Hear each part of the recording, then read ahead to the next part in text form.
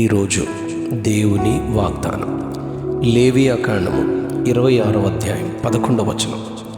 నా మందిరమును మీ మధ్య ఉంచెదను, నా మందిరమును మీ మధ్య ఉంచెదను, నా మందిరమును మీ మధ్య ఉంచెదను. మీ అందు నా మనస్సు అసహ్యపడదు. నేను మీ మధ్య నడిచెదను, మీకు దేవుడనై ఉందును, మీరు నాకు ప్రజలై ఉందురు. పరిశుద్ధ గ్రంథంలో ప్రారంభ పుస్తకాలైన 5 ఎంతో ప్రాముఖ్యమైనవి. సృష్టి చరిత్రను, మానవాళి యొక్క సృష్టి, వారి పతనము, మనుష్యుల అభివృద్ధి, వారి ఎదుగుదల తెలియజేసేవిగా ఇవి ఉంటాయి. మానవాళి యొక్క పాపము, వారిని గూర్చి దేవుడు ఇచ్చిన ధర్మశాస్త్రము, వారిని ఆయన కలుసుకొనుటకై నియమించిన ప్రత్యక్షపు గుడారము, మందసము, బలిపీఠము, ధూపవేదిక, ధూపస్తంభము, సముఖపు రొట్టెల బల్ల, సమస్తము ఎంతో ప్రత్యేకమైనవిగా ఉన్నాయి. దేవుడు ఒక ప్రణాళికబద్ధముగా వీటిని ఏర్పరిచారు. అంతేకాదు, ధర్మశాస్త్రములో 10 ఆజ్ఞలను ఇచ్చి, నీ దేవుడైన యెహోవాను పూర్ణ హృదయముతో, పూర్ణ ఆత్మతో, పూర్ణ బలముతో ప్రేమింపవలను, విశ్రాంతి దినమును పరిశుద్ధముగా ఆచరించాలి, పరిశుద్ధ మందిరమును సన్మానించాలి అని ఆయన కట్టడలను నియమించారు. ఈ ధ్యానవచనంలో నా మందిరమును మీ మధ్య ఉంచెదను, మీరు నా పరిశుద్ధ మందిరమును సన్మానించాలి అని లేవియాకాండము 26వ అధ్యాయం 2వ వచనంలో దేవుడు ఆజ్ఞాపిస్తారు.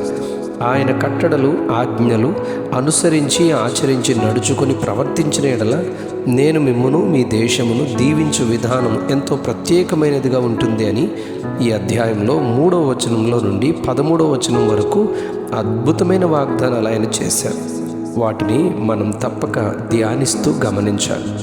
3వ వచనంలో, మీ వర్షాకాలములలో మీకు వర్షం ఇచ్చెదను, భూమి దాని పంటలనిచ్చును, మీ పొలముల చెట్లు ఫలించును, మీ ద్రాక్ష పండ్ల కాలం వరకు నూర్పు సాగుచుండును, మీరు తృప్తిగా భుజించి మీ దేశంలో నిర్భయముగా నివసించెదరు.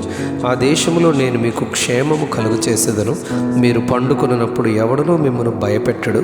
ఆ దేశంలో దుష్ట మృగములు లేకుండా చేసేదను, మీ దేశంలోనికి ఖడ్గము రాదు, మీరు మీ శత్రువులను తరిమెదరు, వారు మీ ఎదుట ఖడ్గము చేత పడిదరు. మీలో 5 100 మందిని తరిమెదరు, 100 మంది 10,000 మందిని తరుముదురు. మీ శత్రువులు మీ ఎదుట ఖడ్గము చేత కూలుదురు. ఏలయనగా నేను మిమ్మల్ని కటాక్షించి మీకు సంతానమిచ్చి మిమ్మల్ని విస్తరింపచేసి మీతో చేసిన నిబంధనను స్థాపించెదను. మీరు చాలా కాలము నిలవయున్న పాతగిలిన ధాన్యమును తినెదరు. క్రొత్తది వచ్చినను పాతది మిగిలియుండును. నా మందిరమును మీ మధ్య ఉంచెదను, మీ అందు నా మనస్సు అసహ్యపడదు. నేను మీ మధ్య నడిచెదను, మీకు దేవుడనై ఉందును, మీరు నాకు ప్రజలై ఉందురు అని భలే గొప్ప వాగ్దానాన్ని దేవుడు చేశారు. ఇదంతా ఎలానంటే, లేవియాకాండం 26వ అధ్యాయం 1-2 వచనాల్లో, మీరు విగ్రహములను చేసుకొనకూడదు, చెక్కిన ప్రతిమను కానీ బొమ్మను కానీ నిలవబెట్టకూడదు, మీరు పడుటకు ఏదో ఒక రూపముగా చెక్కబడిన రాతిని మీ దేశములో నిలపకూడదు. నేను మీ దేవుడినైనా యెహోవాను, నేను నియమించిన విశ్రాంతి దినములను మీరు ఆచరింపవలను, నా పరిశుద్ధ మందిరమును సన్మానింపవలను. నేను యెహోవాను అని ఆయన ఒకే ఒక షరతును నియమించారు. అవునండి, నన్ను ఘనపరచు వారిని నేను ఘనపరచుదును అని దేవుడు అంటారు. ఆయన మందిరాన్ని సన్మానించాలి. మందిరాన్ని గురించి 132వ కీర్తన 14వ వచనంలో, ఇది నేను కోరిన స్థానము, ఇది నిత్యము నాకు విశ్రమ స్థానముగా ఉండును, ఇక్కడనే నేను నివసించదను అని ఆయన చెబుతారు. యెషయా గ్రంథం 56వ అధ్యాయం 7వ వచనంలో, నా ప్రార్థనా మందిరంలో వారిని ఆనందింపచేసేదను, నా బలిపీఠం మీద వారు అర్పించు దహన బలులను అంగీకారములగును, నా మందిరము సమస్త జనులకు ప్రార్థనా మందిరం అనబడును. అందుకనే రాజైన దావీదు 23వ కీర్తన 6వ వచనంలో, చిరకాలము యెహోవా మందిరములో నేను నివాసము చేసేదను అని తన హృదయ కోరికను రాజైన దావీదు తెలియజేస్తారు.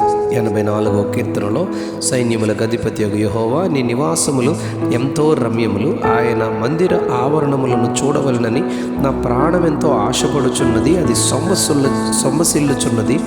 జీవము గల దేవుని దర్శించుటకు నా హృదయమును నా శరీరమును ఆనందంతో కేకలు వేయుచున్నవి.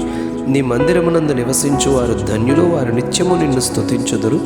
నీ వలన బలమునందు మనుష్యులు ధన్యులు అని కోరహు కుమారులు దేవుని మందిరం యొక్క మహిమను, విశిష్టతను తెలియజేస్తారు. అవును, మనము కూడా ఆయన మందిరాన్ని ప్రేమిద్దాం.